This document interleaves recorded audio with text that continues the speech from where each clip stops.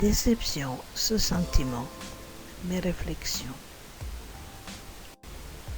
Par moments, nous pouvons éprouver la déception à certaines choses, situations, lieux, nous-mêmes.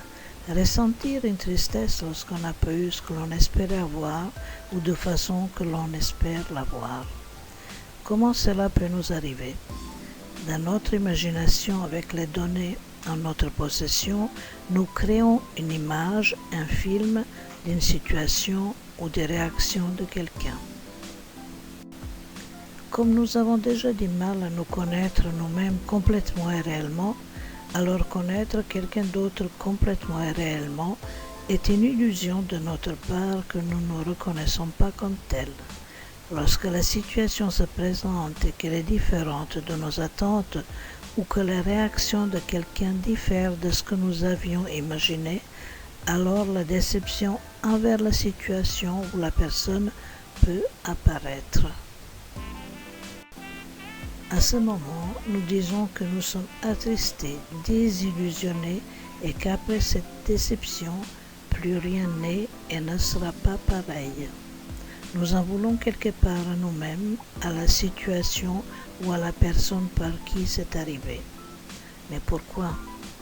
S'il s'agit d'une personne, nous avions tellement confiance qu'elle réagira selon ce que nous avions imaginé, selon nos attentes, comme si elle n'avait plus le droit d'être elle-même et d'avoir ses propres réactions. Nous avions imaginé qu'elle réagira selon notre vision, notre croyance.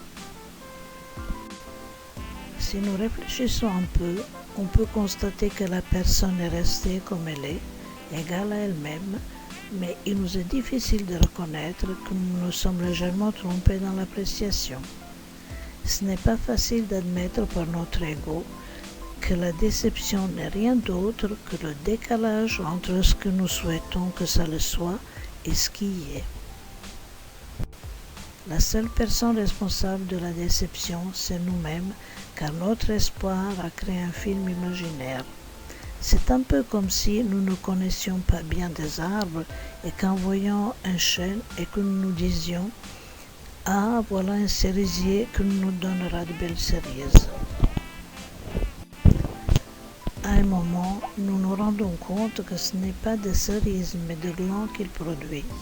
Alors, si nous éprouvons le sentiment de déception en arbre, l'arbre n'est pour rien, il est ce qu'il est depuis toujours. C'est notre idée que nous nous sommes faites qui est à l'origine de ce différent. Acceptons-nous tels que nous sommes, avec nos qualités, nos défauts, et faisons de notre mieux avec nos natures, sans nous blâmer et sans blâmer les autres.